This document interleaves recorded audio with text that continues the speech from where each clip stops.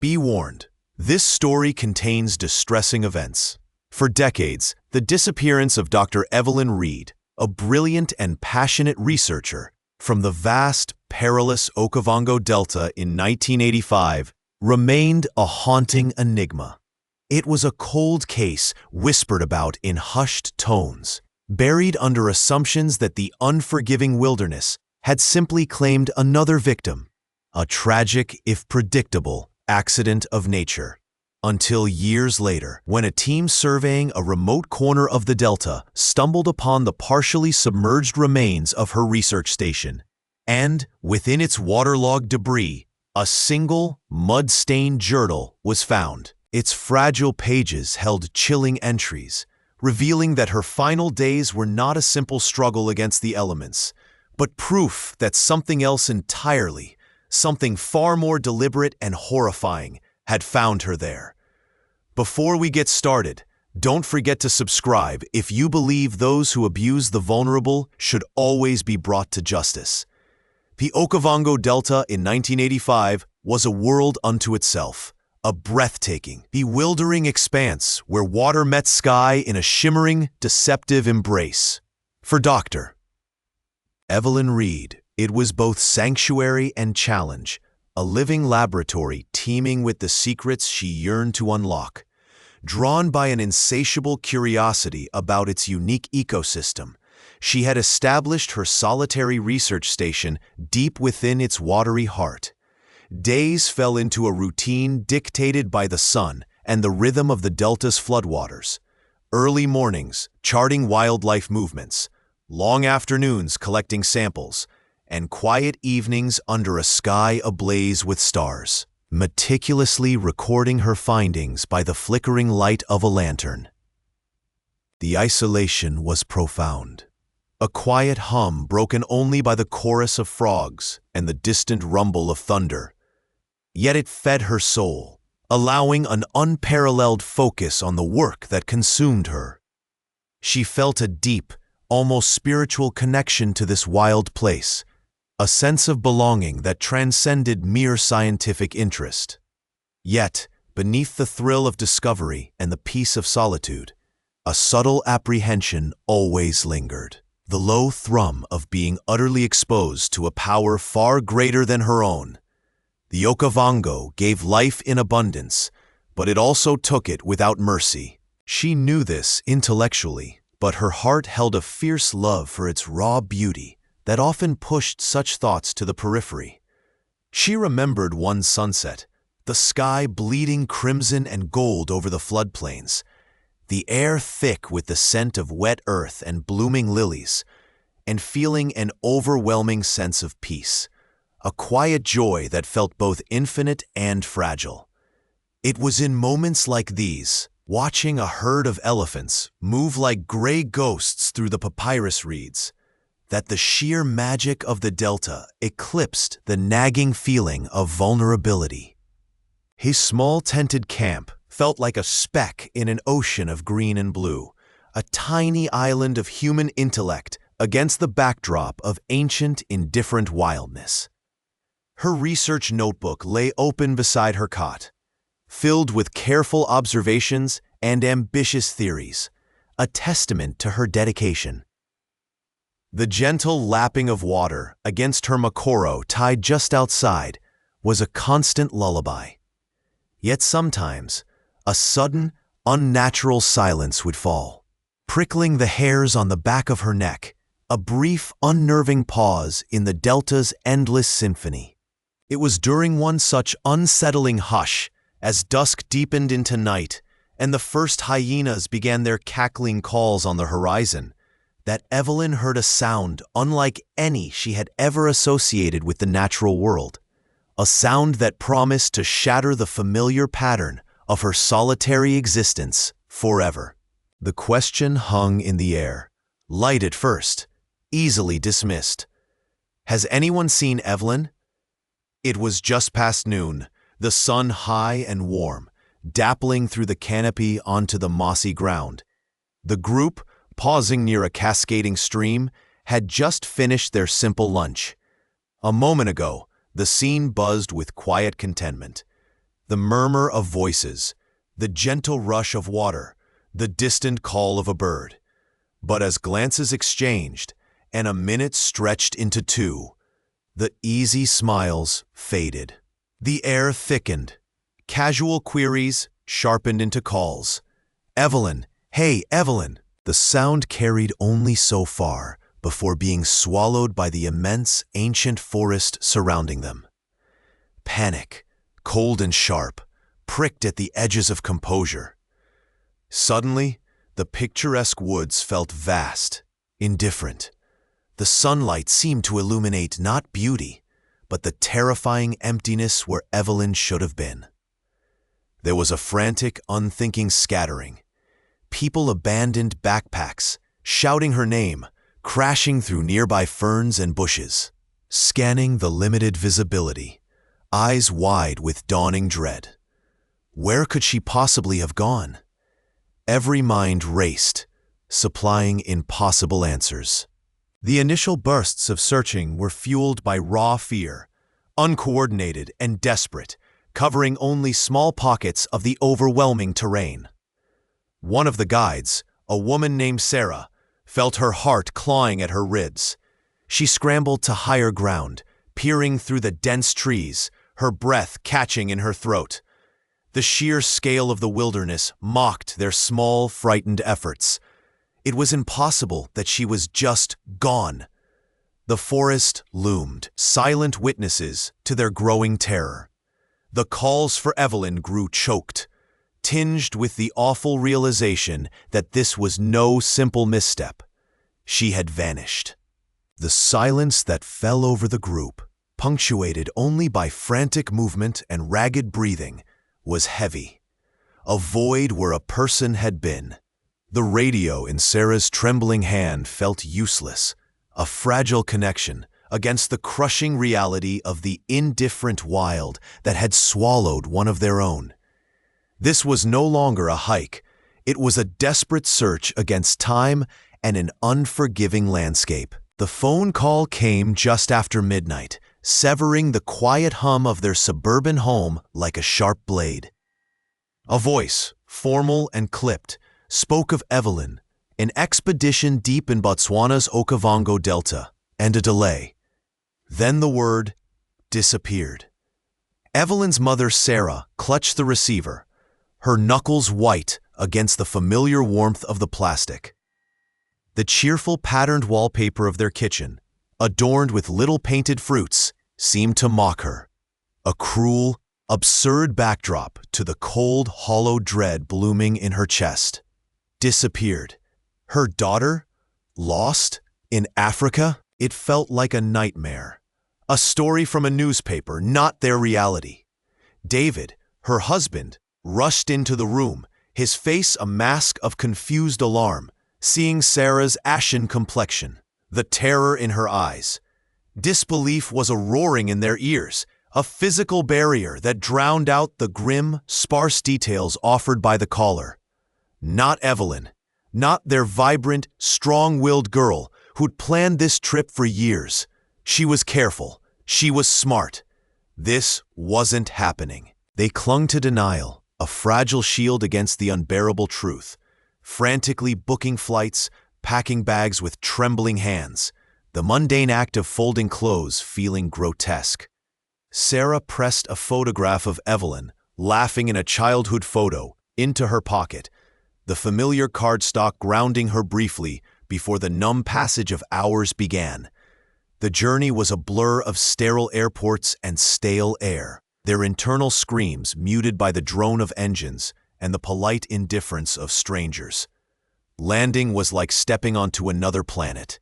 The air hit them, thick with oppressive heat and the pungent scent of dry earth, unfamiliar vegetation, and something wild, distant.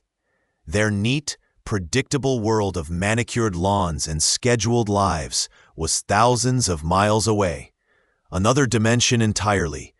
Here, the sky seemed impossibly vast, a crushing blue dome over an ancient, untamed land that stretched out forever, indifferent to their pain. The sheer brutal scale of Botswana, of the Okavango Delta was a physical blow. How could anyone, let alone their Evelyn, be found in this immensity? Denial shattered, replaced by a raw, ragged grief that tore at their throats, a pain so profound it felt like a physical wound. They sat in airless offices, trying to grasp fragmented information, the language barrier a constant frustrating wall, even with interpreters present. Officials spoke with measured calm, outlining search grids and limited resources, their procedural logic alien to the chaotic terror consuming Sarah and David. Bureaucracy felt like a cruel, absurd joke when their daughter's life hung in the balance. They saw the polite, professional faces, but felt an insurmountable chasm, their desperate parental terror clashing with the measured detachment of an official investigation. Hope flickered, a tiny, persistent spark refusing to be extinguished, warring with the crushing weight of reality. She has to be out there. She has to be okay. But the vast, silent landscape visible through the office window offered no comfort, only a daunting, overwhelming promise of the task ahead. A formal search about to begin, one they felt impossibly disconnected from, lost within its sheer, terrifying scale. The humid air hung thick and heavy over the delta, a suffocating blanket matching the weight settling on every shoulder. Weeks blurred into a monotonous cycle of dawn launches and dusk returns, the vast waterway system swallowing hope with the same ease it swallowed sound. Helicopters, once symbols of swift intervention, now crisscrossed the green labyrinth below like tired insects, their rotor wash barely disturbing the surface tension of endless cypress swamps and serpentine bayous. Ground crews, caked in mud and sweat, hacked through walls of saw palmetto and tangled vines, their movements slow and deliberate against nature's relentless resistance. Every promising ripple turned out to be a passing gator, every snagged item just another piece of natural debris. The sheer scale was soul-crushing. Miles upon miles of dark water and impenetrable foliage stretched out, mocking their finite resources, their dwindling time. Detective Miller stood by the main command post, watching the boats come in at dusk. The tired faces of the searchers reflected his own growing despair. Initial urgency had curdled into a dull, persistent ache. Every dead end chipped away at resolve. Every false lead sharpened the edge of frustration. He remembered the initial briefing room, buzzing with determined energy. Now, it felt haunted by absence and failure. Where could he be? How could the Delta just take him? The thought echoed unanswered in the close, insect-filled air. The optimism that had fueled sleepless nights had long since evaporated, replaced by the cold, hard reality that they were losing. The official search, a monumental effort involving multiple agencies, felt increasingly like a performative act against an indifferent wilderness. That evening, under the flickering fluorescent lights of the makeshift HQ, the conversation was hushed, grim. Maps were folded, resources tallied. The decision hung unspoken, heavy in the room, before the captain finally cleared his throat, his voice low but firm. The official operation, they were told, would be scaled back significantly by the end of the week. The human tide would recede, leaving the Delta to guard its secrets once more. But the gnawing question remained, and for some, the search was far from over. Years blurred into a relentless current, carrying with them the mundane ebb and flow of a world that stubbornly kept turning. Eleanor, however, remained anchored to a single point in time, the day the world fractured. Years after the initial shock, the gaping wound of absence had hardened into a scar, but beneath it throbbed an unwavering, almost feverish hope. It wasn't a gentle flicker anymore. It was a consuming fire that burned away reason, leaving only the desperate, primal need to believe. Her days were a blur of motion within stillness. Phone calls that ended in sighs or curt dismissals. Frantic searches through online forums dedicated to cold cases. Crumpled maps spread across the kitchen table, marked with countless dead ends. Every vague tip, every fleeting possibility, became a lifeline she clung to with white-knuckled intensity. She contacted psychics whose voices hummed with vague promises or chilling ambiguities, paid for dubious readings that offered more confusion than comfort, driven by a desperate logic that defied all sense. What if? The house itself became a monument to the missing, a museum of stagnation. Dust settled on surfaces that once gleamed. Photos of happier times were tucked away, replaced by bulletin boards plastered with missing person flyers, faded with sunlight, crisscrossed with red string connecting unrelated places and faces. The air often felt thick with unspoken grief and the low thrum of the answering machine. A silent sentinel waiting for a call that never came. Just one lead, she thought. The mantra echoing in the silent rooms. Just one thing to go on. It was a constant battle waged within her own mind, the yearning for closure, for the agonizing certainty that would allow her to finally breathe, warring against the absolute refusal to surrender, to label her child as merely gone. Giving up felt like a betrayal, a second loss she couldn't bear. She remembered holding a worn, faded t-shirt, still smelling faintly of fabric softener and sunshine, and a wave of warmth mixed with crushing pain washed over her. She pressed it to her face, a silent scream trapped in her chest, the world outside fading into a distant hum. This consuming hope, this desperate chase down every rabbit hole, was her penance, her purpose. It had to lead somewhere. It had to.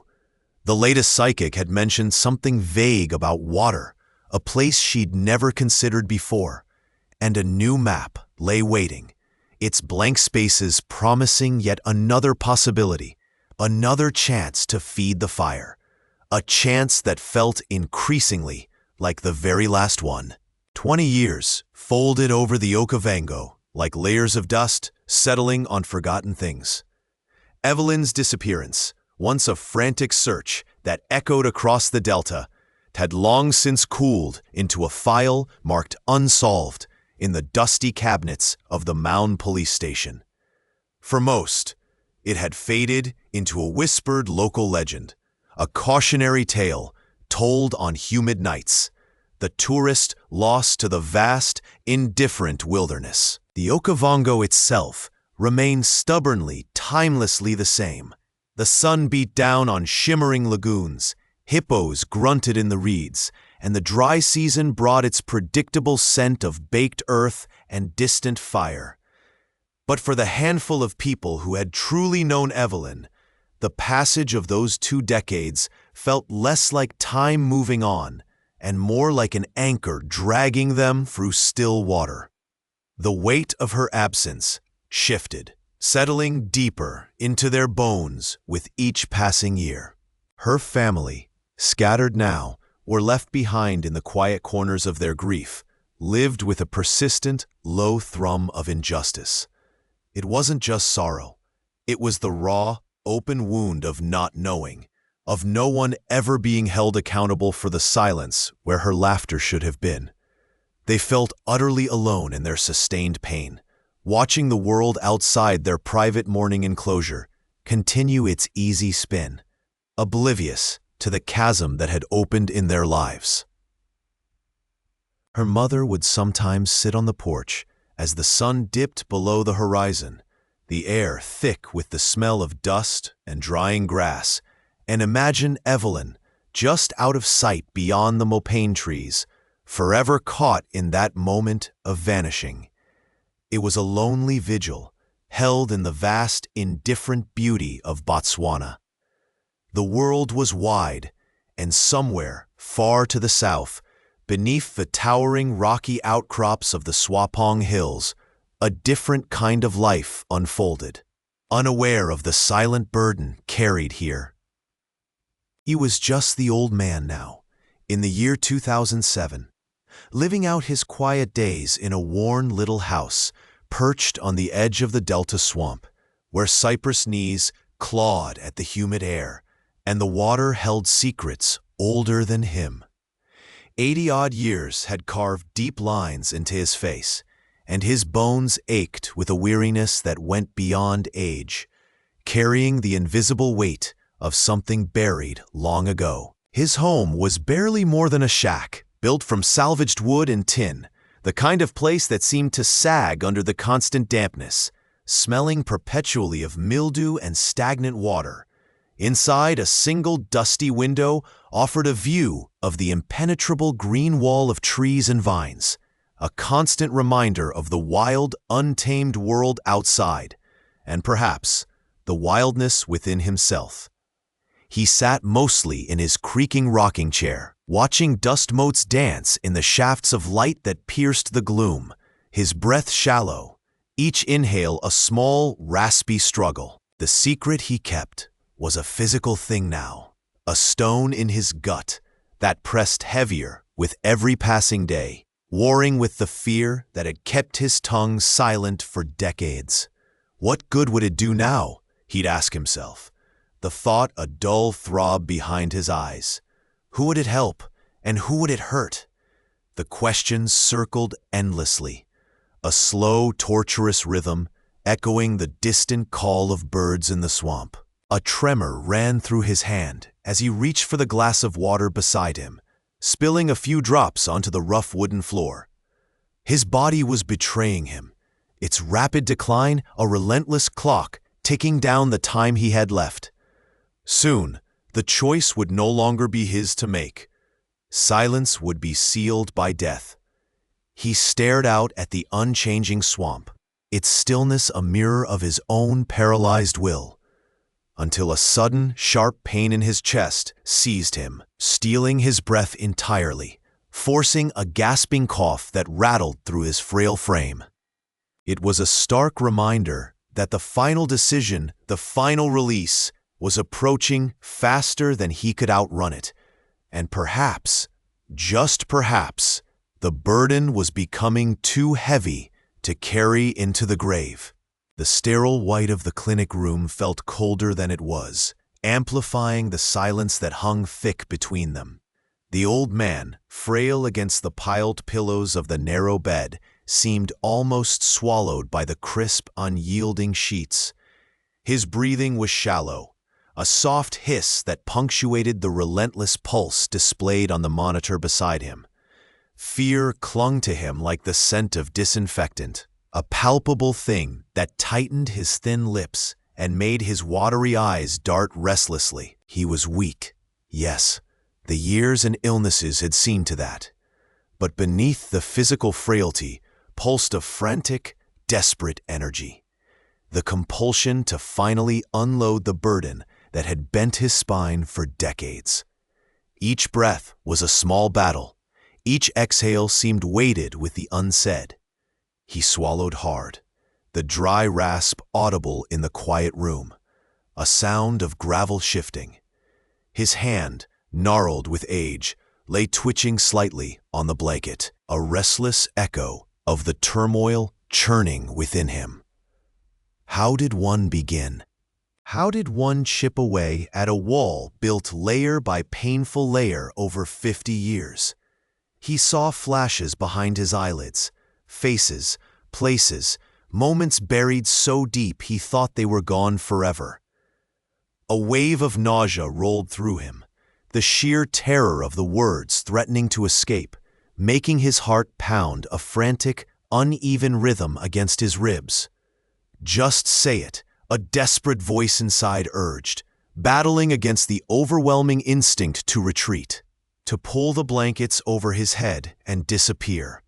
He opened his mouth, A dry click, the only sound. Closed it, tried again. A low moan escaped, more animal than human, the sound of profound internal agony. He squeezed his eyes shut for a long moment, a single tear tracing a path through the fine wrinkles at the corner of his eye. When he opened them, there was a flicker of resolve, a fragile determination pushing past the fear. His gaze fixed on something unseen beyond the room, perhaps on the distant past itself. It wasn't like they said, he whispered, his voice a reedy, uncertain sound, the first fragile cracks appearing in the silent edifice of his secret. Not an accident.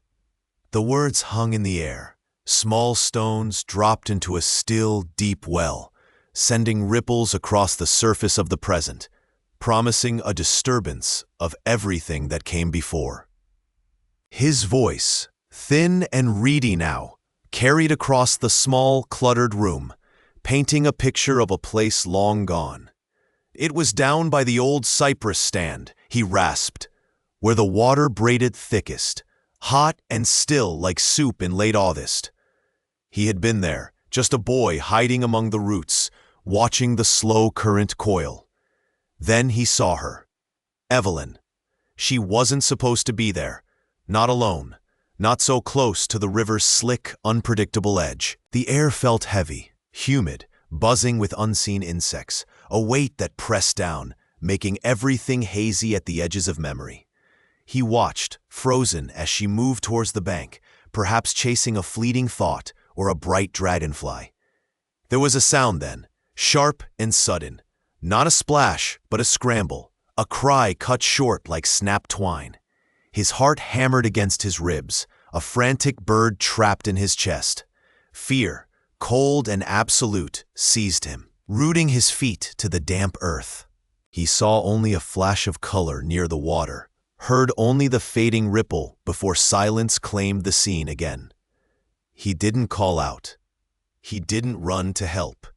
He simply sank deeper into the shadows, breath catching in his throat, until the only sound was the frantic pulse in his own ears and the drone of the delta heat. The image, fragmented and terrifying, burned itself into his mind, a scar he carried hidden for 50 years. Shame coiled tight and poisonous in his gut. Every day since, that hot, silent afternoon by the cypress stand clawed at him, a constant reminder of his failure, his cowardice. He should have done something. He should have told someone. The words spilled out now, thick with the dust of decades of unvoiced guilt, each syllable a heavy stone lifted from his soul.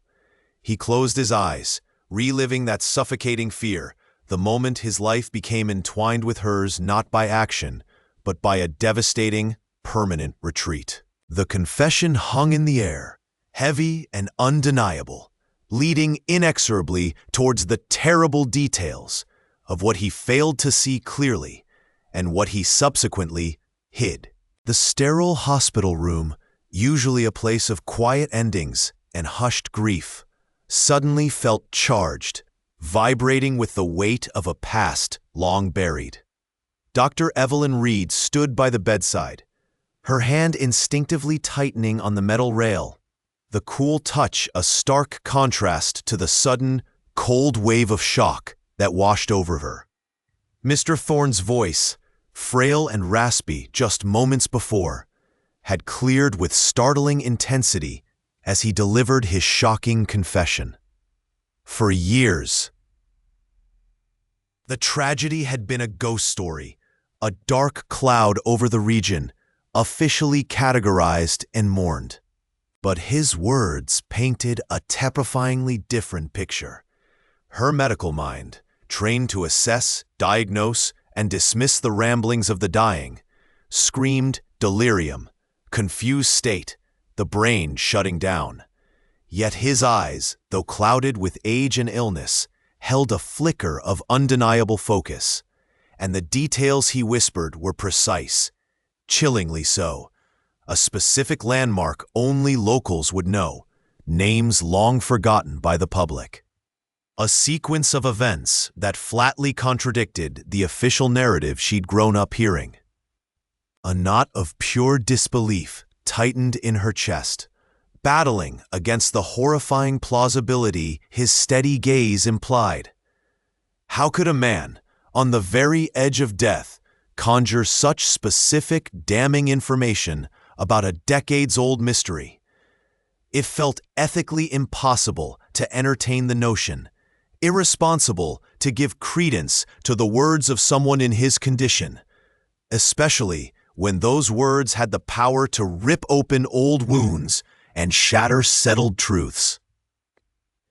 But the details persisted, sharp and undeniable, cutting through her skepticism like a knife. The air in the room grew heavy, thick with the unspoken history he was dredging up. She saw the faint tremor in his hand resting on the sheet, heard the rhythmic beep of the heart monitor, each pulse marking the dwindling time he had left, and with it, the time for this secret to potentially vanish forever. Her own heart hammered the frantic rhythm against her ribs. This wasn't just the rambling of a dying patient. It was a burden being shed, a truth demanding to be heard. A terrible, thrilling dread settled deep within her. The weight of his confession, the sheer, compelling specificity of it, pressed down on her, demanding a response that went beyond medical care. She looked at his face, etched with the weariness of a lifetime, and knew with a terrifying certainty that she couldn't just let this lie. The past, delivered in ragged breaths and precise details, was suddenly terrifyingly present, and it demanded investigation. The confession arrived like a shockwave in the quiet, sun-dappled dust motes of the cold case office. Detective Miles Corbin, a man whose career had been shaped by the ghosts of unsolved mysteries, felt a familiar clench in his gut as the stapled pages landed on his desk. Another one, he thought, leaning back in his worn chair. They came every few months. False claims, attention seekers, disturbed individuals looking for notoriety. His initial instinct was the ingrained skepticism of years spent chasing shadows, of following leads that vanished into thin air. But as he began to read, a different sensation took root, a prickle of unease, then a growing certainty that felt like ice water in his veins. The details weren't generic. They were specific, chillingly precise, describing things only the person present could have known. The peculiar knot used, the small, unique item left behind, the exact time a forgotten train passed in the distance. This wasn't a guess or derived from old news reports. This was memory, raw and undeniable. Miles pushed his chair back, the wheels groaning softly on the scuffed linoleum floor, the sound echoing in the sudden silence of the room as his team watched him. He walked towards the floor-to-ceiling metal cabinets lining the wall, their gray surfaces holding decades of dormant pain. The air grew heavier, thick with the scent of old paper and neglect. He found the correct cabinet, the label faded but still legible. Evelyn Reed, missing person, 1998. Holding the heavy drawer open felt like unearthing a coffin. Inside sat a single dusty cardboard box, tied with brittle string. He carried it back to his desk, the weight feeling significant, the physical manifestation of a life frozen in time. As he untied the string and lifted the lid, a cloud of fine dust rose, catching the light. Inside, alongside official reports and fading evidence bags, was Evelyn's school photo, her youthful smile vibrant against the dull gray contents. Looking at her face, Miles felt a surge of something fierce and protective. 25 years this young woman had been a file number, a cold statistic. Now the box was alive with possibility, crackling with the potential for justice. His gaze lifted to meet his team member's eyes, the unspoken question hanging in the air. He knew about the medallion, Miles said, his voice low, thick with emotion, referring to a small, unique pendant Evelyn always wore that had never been found, the one her grandmother gave her. Nobody outside the family knew about that specific detail. A collective intake of breath filled the small office. The skepticism vanished, replaced by a grim, unified resolve. The dormant case was awake. "Okay," Miles said, straightening his tie, the movement sharp and decisive. "Let's get this unpacked. We have a family to call."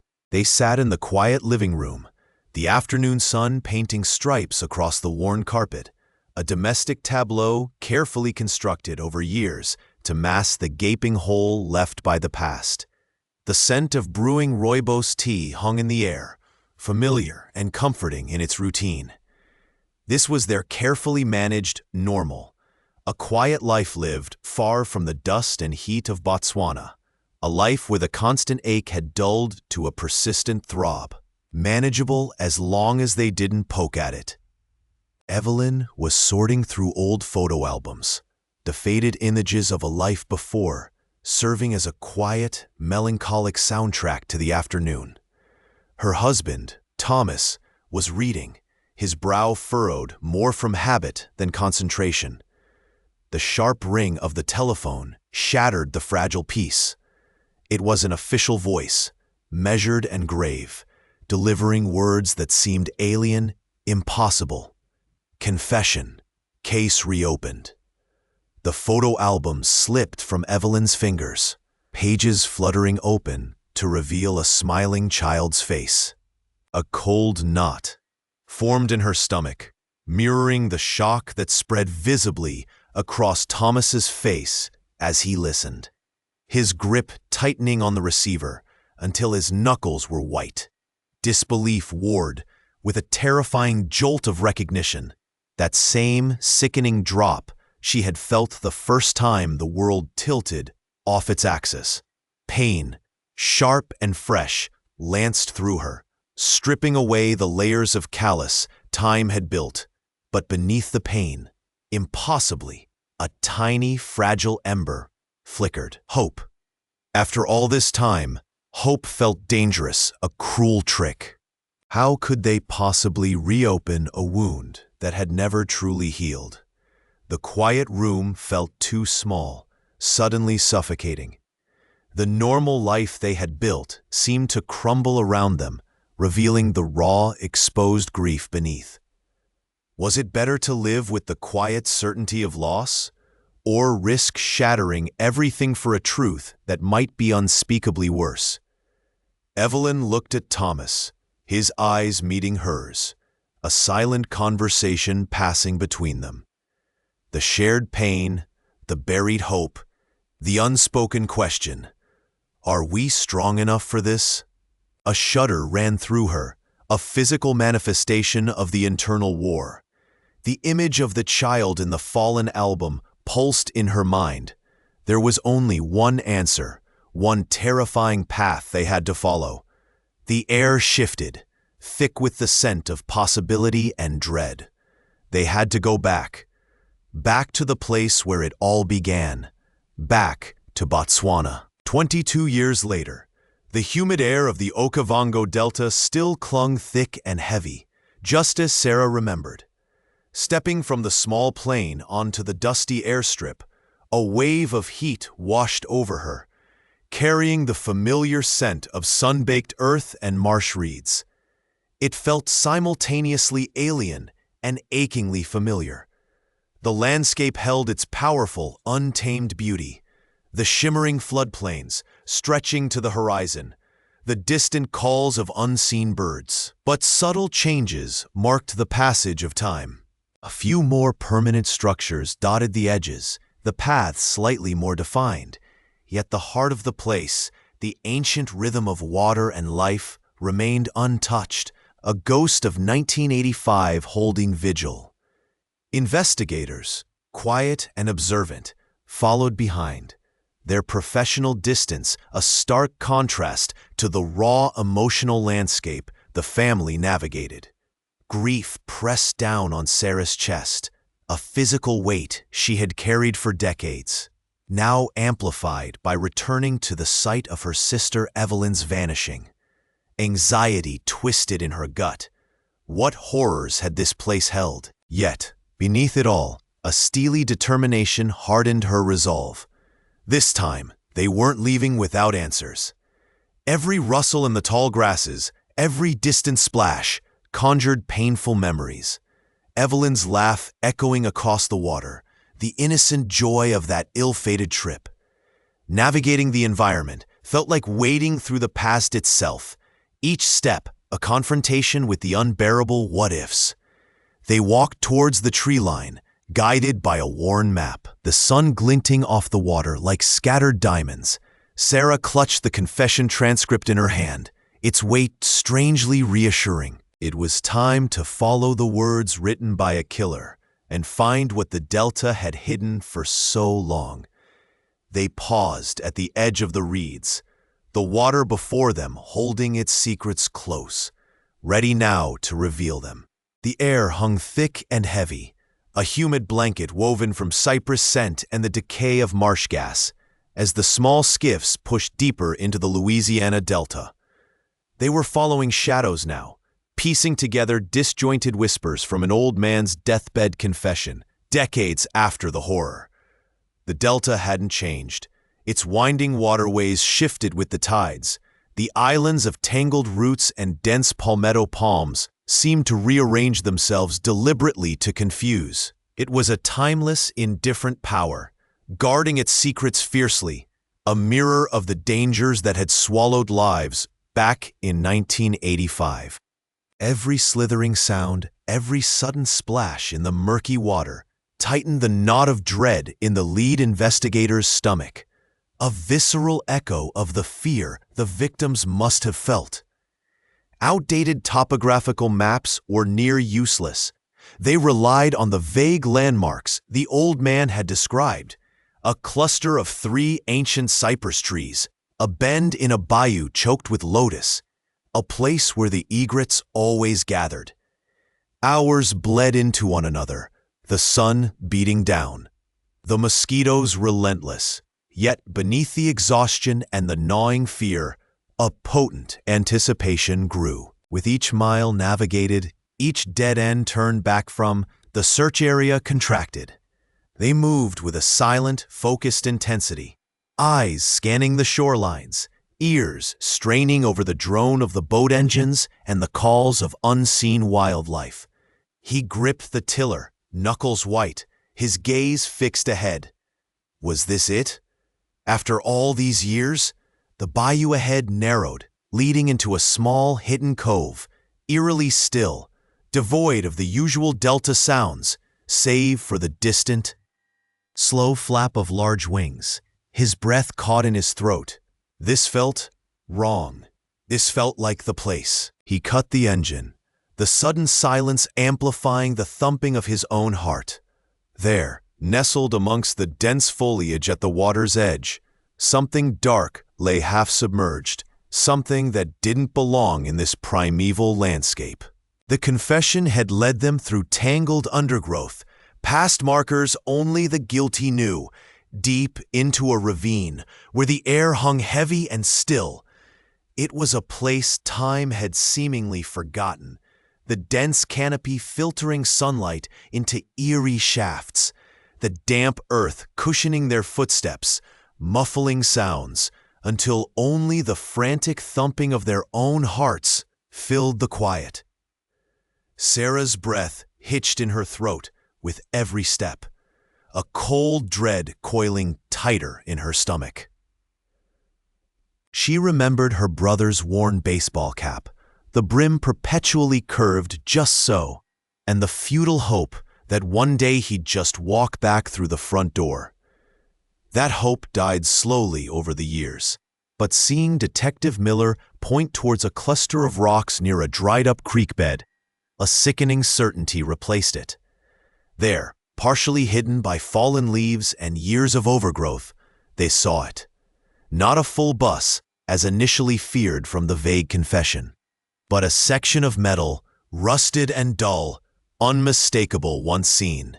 Then, scattered nearby, caught between roots and stone, were fragments that ripped the air from her lungs.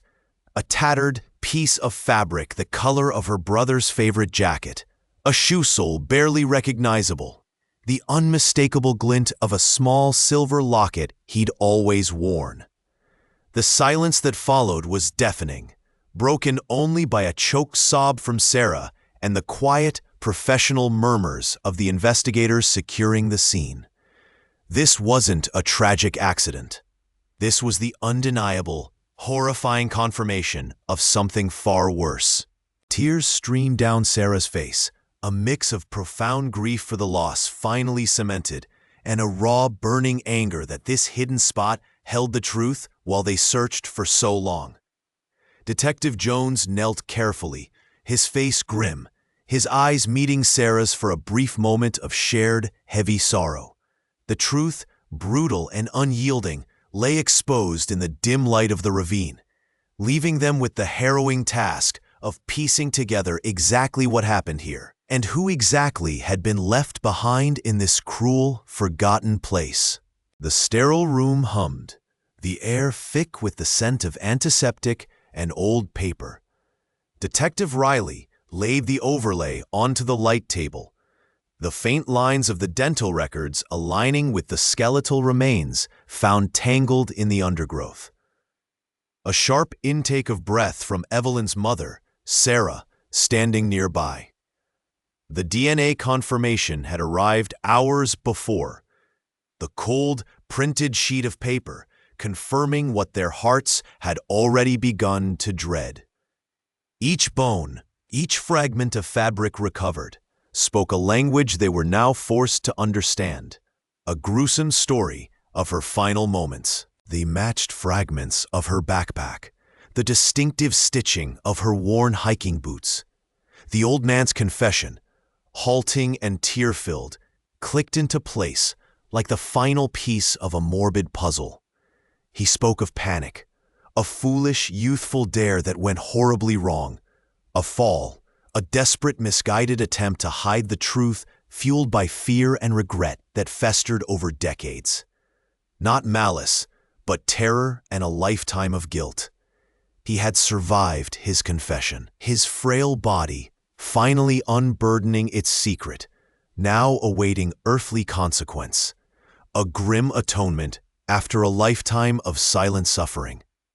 The family absorbed the truth, the terrible accident, the cover-up, a wave of grief washing over them, tinged with a strange, unsettling relief that the unknown was finally laid bare. Sarah clutched a faded photograph of Evelyn, her daughter's vibrant smile, a stark contrast to the clinical reality of her end. A quiet, shared anger settled in the room, not just at the old man, but at the cruel twist of fate that stole a young life so senselessly. Knowing brought a form of justice, a closure born of understanding the nightmare, even as it reopened the wound of loss. Evelyn wasn't a mystery anymore. She was a girl who had an accident, lost to fear and silence. But she was more than her ending. She was the laughter in that photo, the warmth of a forgotten hug, the promise of a future stolen. The stark white of the lab faded as Sarah's gaze drifted towards the window. The world outside, now forever marked by the absence of her light.